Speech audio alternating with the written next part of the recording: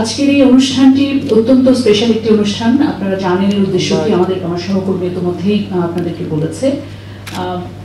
প্রবাসীরা ভোট দিয়ে থাকে কোনো না কোনো ফর্মে, এবং এই যে প্রক্রিয়াটা, এটি যে সম্প্রতি শুরু হয়েছে তাও না। ইভেন আমাদের এই প্রতিবেশী দেশ ইন্দোনেশিয়াতে প্রথম প্রবাসীরা ভোট দেয় 1959 সালে। তো বাংলাদেশের জন্মের প্রায় 54 বছর পার হয়ে গেছে, এখনো আমাদের প্রবাসীরা আসলে ভোটে, জাতীয় নির্বাচনে ভোট দেওয়ার সুযোগ পায়নি। এটা অত্যন্ত দুঃখজনক একটা বিষয়। কিন্তু ধন্যবাদ আমাদের নির্বাচন কমিশনকে, বর্তমানে যে নির্বাচন কমিশন কাজ করছে, এবং আমাদের প্রফেসর মোহাম্মদ ইউনূসের নেতৃত্বাধীন অন্তর্বর্তীকালীন সরকারকে, যারা একটি অসাধারণ বিতর্কের ঊর্ধ্বে এবং নিশ্চিত একটি নির্বাচন জাতিকে উপহার দেওয়ার জন্য অত্যন্ত পরিশ্রমের সাথে কাজ করছেন। এবং তাদের এই পরিশ্রমেরই একটি ফল হচ্ছে যে আমরা অনেক দূর এগিয়ে গেছি। যতটুকু আমি জানতে পেরেছি ইলেকশন কমিশনার স্যারের কাছ থেকে, যে আমাদের প্রবাসীদের এবারের আসন্ন নির্বাচনে 2026 ফেব্রুয়ারিতে যে নির্বাচন আসছে, সেই নির্বাচনে প্রবাসীদের ভোট দেওয়াটা নিশ্চিত।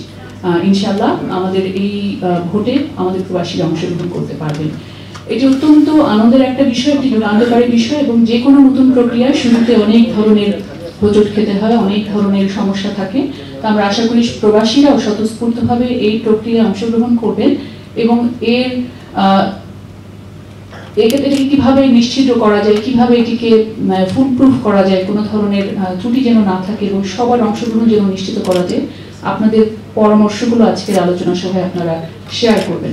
একই সাথে যেভাবে ইলেকশন কমিশন এই ভোট প্রক্রিয়াটা প্রবাসীদের জন্য শুরু করতে যাচ্ছে, সেখানে আপনাদের যদি কোনো প্রশ্ন থাকে প্রস্তুতি নিয়ে, সেই প্রশ্নগুলো আপনারা নিঃসন্দেহে করবেন। কারণ এই সৌভাগ্য আমাদের সবসময় হয় না যে ইলেকশন কমিশন এমনি যে আমাদের সাথে মত বিনিময় করছেন এই বিষয়গুলো নিয়ে। আমরা দূতাবাসে সিভিল পাবলিক সার্ভিসগুলো দিতে গিয়ে অনেক ধরনের প্রশ্ন বিভিন্ন সময় পাই। সেগুলোর সবকিছুর উত্তর হয়তো আমাদের কাছে সবসময় থাকে না, কিন্তু ইলেকশন কমিশনার হিসেবে উনি সবকিছুর উত্তর না দিতে পারলেও প্রশ্নগুলো জেনে গিয়ে সেগুলোর বিষয়ে সমাধান করার চেষ্টা উনি করতে পারবেন। সুতরাং আমি আশা করবো আপনারা এই সুযোগটা আজকে গ্রহণ করবেন। এবং যেহেতু স্যার এখানে উপস্থিত আছেন এবং উনি আপনাদের সাথে কথা বলবেন, উনি হচ্ছেন আমাদের আজকের অনুষ্ঠানের মূল আকর্ষণ।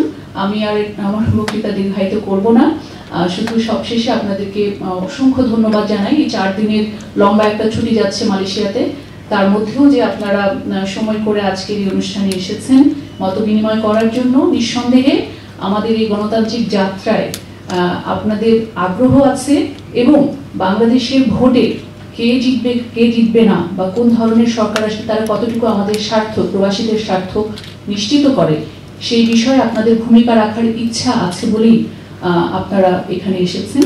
এই বর্তমান সরকার আপনাদের সেই অধিকারটুকু নিশ্চিত করার জন্যই কাজ করছে।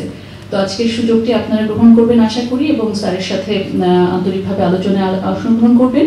এবং এর পাশাপাশি আপনি আমাদের সহকর্মী বলেছে যে আজকে একটা স্মার্ট কার্ড বিতরণের প্রক্রিয়া আছে। আপনাদের অনেকে হয়তো ইতিমধ্যে স্মার্ট কার্ড পেয়ে গেছেন, আর যাদের smart card election commissioner sir নিজে নিয়ে এসছেন, ওনার হাত থেকে আপনারা আজকে গ্রহণ করবেন।